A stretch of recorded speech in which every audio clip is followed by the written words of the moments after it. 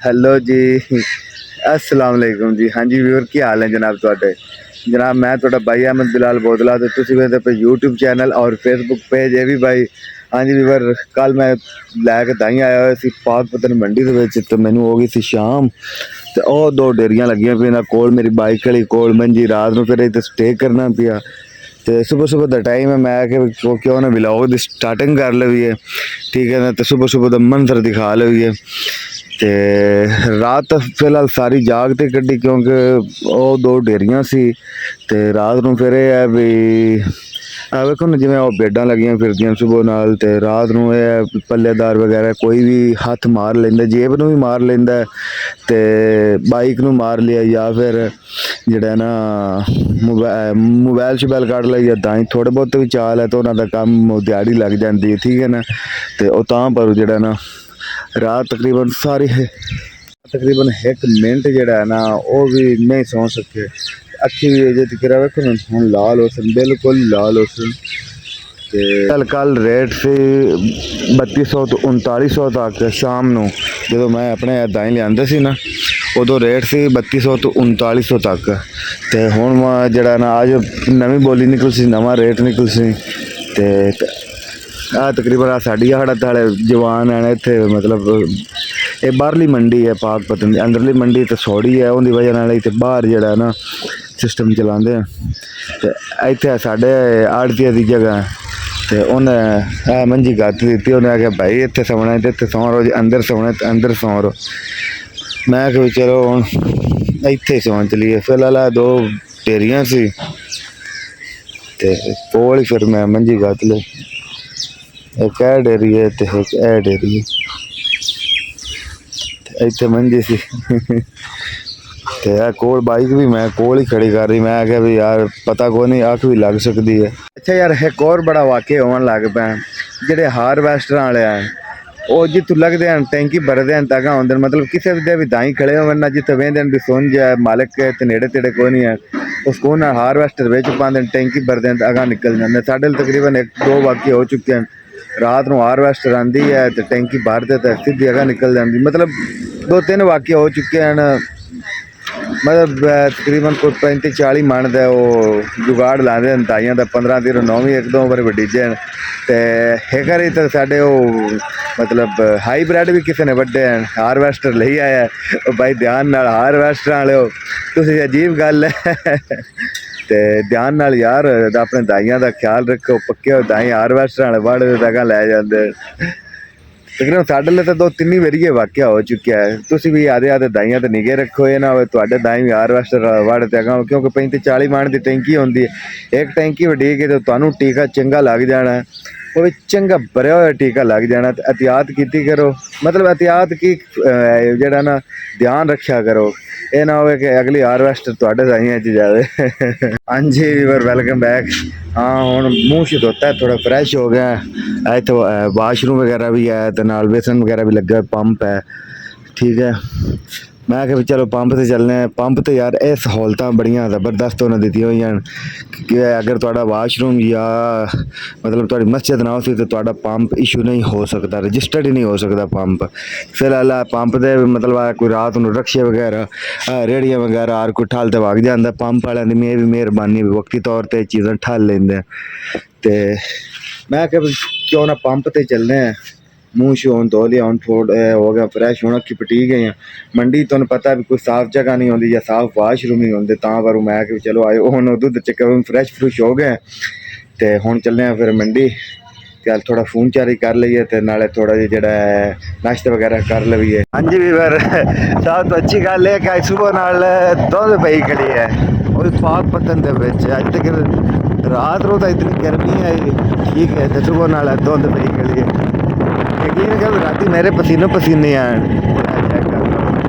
मुकम्मल दुध है। नर्सरी है शायद बूटे ज़्यादा नहीं शायद तां पर हुआ नर्सरी वगैरह तां पर दुध पई गई है, लेकिन ये मंजर वैसे बड़ा ज़बरदस्त होता है। हाँ जी वीवर वेलकम बैक। मैं फिलहाल आ गया बाबा फरीद गंज शकर क्योंकि मैं तो लैने पैसे तो मैं पीछे क्या है ना कि मैं पैसे लैने वो पैसे जो उन्हें आके साढ़े 4 बजे लभसे तो मैं कि चलो जट बाबा फरीद वाले विवरण बिठाए होने तो बाबा फरीद की मस्जिद है। तुम चेक कर लो गुंबज बड़े आलीशान तरीके नाल बनाई गई मस्जिद है। तो मैं तुहानू अंदरों भी चल थोड़ा जिहा विजिट करवा देना। फिलहाल तो यह बाहर दा सीन है। माशाअल्लाह बाबा फरीद का दरबार है।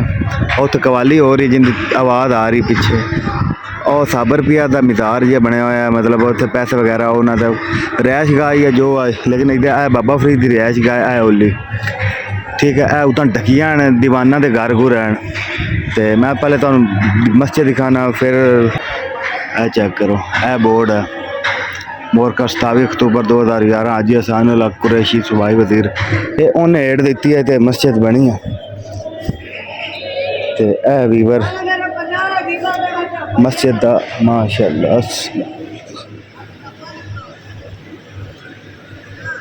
मस्जिद का अंदरला हिस्सा वीवर। हाजी साहब भी सुते पे, लेकिन माशाअल्लाह बड़ा अच्छा काम हुआ है। चेक कर लो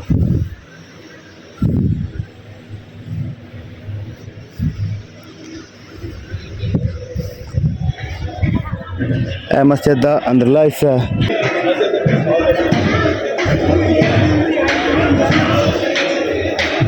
है जी। आ गया बाबा फरीद का मज़ार मुबारक माशाअल्लाह। है चेक करो जी, बाबा फरीद का मज़ार शरीफ आ गया।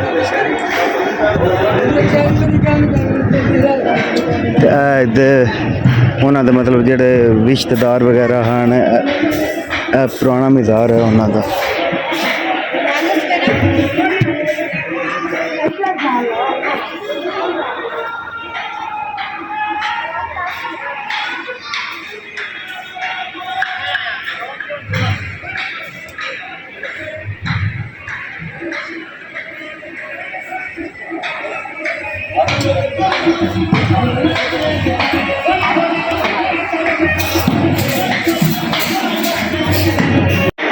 इधर भी बड़ा बाबा फरीद की पुरानियां कोई चीज़ां पई हुई हैं, मतलब यह रोटी पई हुई है। मतलब जो पुरानियां चीज़ां इस्तेमाल है, नलैन मुबारक है सामने वाला वो लिखा है नलैन मुबारक। है आगे निशान है इलम मुबारक, जुब्बा मुबारक। ठीक है ना, पैसे पूसे लोग साइड से जाते हैं। पता नहीं की चीज़ लिखी हुई कोई नहीं फिलहाल।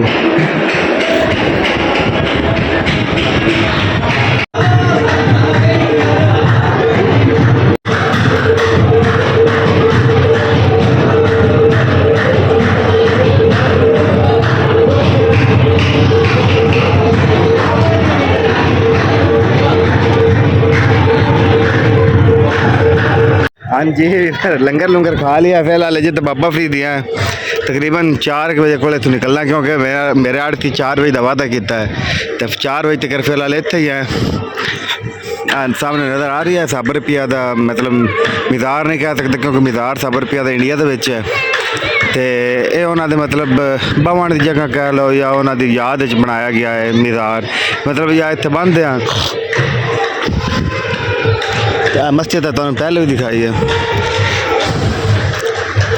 यह जड़ा है मतलब उन्हें बरांडा बनाया हुआ इतने जिन्हें नराता मन्ना हो, जिन्हें मन्नत मन्नी होती है वो इतने आकर रात रूत रहते हैं 9 राती, या जिन्हें महीना रहना हो महीना रहते हैं इतने। हाँ जी, यह कवाल साहब ही लगे खड़े हैं। अच्छा, इन्होंने कवालों की भी ना पैसा लेने नहीं गए होंगी, कोई बच्चा 10 रुपये दे बेचारा, तो यकीन करो ये बच्चे नाल इतना प्यार करते ना, बड़ा पैसा का करते हैं। हाँ जी, यह बाबुल जन्नत आ गए, जन्नत का दरवाज़ा, मतलब जिंदे सगीरा गुनाह इंदे चुलग जे सगीरा गुनाह माफ़ हो जाते हैं। तो कबीरा नहीं होंगे, घने बंदे दे ने चौंधर में कबीरा गुनाह माफ़ होंगे हैं। कबीरा गुनाह माफ़ नहीं होंगे, सगीरा गुनाह मतलब छोटे गुनाह माफ़ हो जाते हैं। वड्डे गुनाहों की जिम्मेदारी खुद बच्चों देनी पौंदी है आप नूं। फिलहाल गुनाहों तो बचो जितना हो सकता है।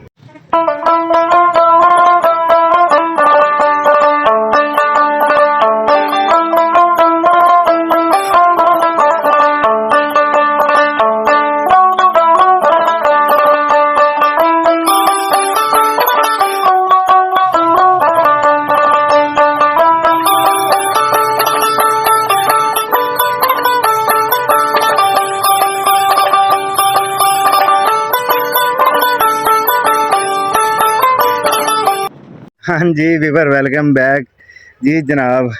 आज व्लॉग बनाते बनाते आपको तकरीबन 4 दिन हो गए। ਮੰਡੀ ਲਾ ਦਾ ਵਲੌਗ ਸ਼ੁਰੂ ਹੈ ਤੇ ਮੈਂ ਕਿ ਕਿਉਂ ਨਾ ਅੱਜ ਵਲੌਗ ਨੂੰ ਮਤਲਬ ਅਪਲੋਡ ਕਰ ਦਈਏ। ਤੇ ਬਾਕੀ ਮੈਂ ਕੱਲ ਬਾਬਾ ਫਰੀਦ ਹੋ ਕੇ ਆ ਗਿਆ ਸੋ ਉੱਥੇ ਯਾਰ ਨਾ ਬਣਾਵਾ ਨਹੀਂ ਦਿੰਦੇ ਹਨ ਮਤਲਬ ਵਲੌਗ ਵਗੈਰਾ ਜਾਂ ਕੋਈ ਵੀ ਤਸਵੀਰ ਵਗੈਰਾ ਨਹੀਂ ਬਣਾਵਾ ਦਿੰਦੇ ਕਿਉਂਕਿ ਦੋ ਉੱਥੇ ਵਾਕੀ ਹੋਏ ਹਨ ਜਿੰਦੀ ਵਜ੍ਹਾ ਤੋਂ ਬੜੀ ਘਣੀ ਸਖਤੀ ਹੈ ਤੇ ਉਹਦੀ ਵਜ੍ਹਾ ਨਾਲ ਥੋੜਾ ਬਹੁਤ ਲਕਵਾ ਸ਼ੁਕਵਾ ਬਣਾਇਆ ਹੈ ਉਹ ਉਤਨਾ ਹੀ ਬਸ ਜਿਹੜਾ ਨਾ ਕਿਸੇ ਦਿਨ ਗਨੀਮਤ ਸਮਝਿਆ ਤੇ ਬਾਕੀ ਲਵੀ ਹੋ ਗਿਆ।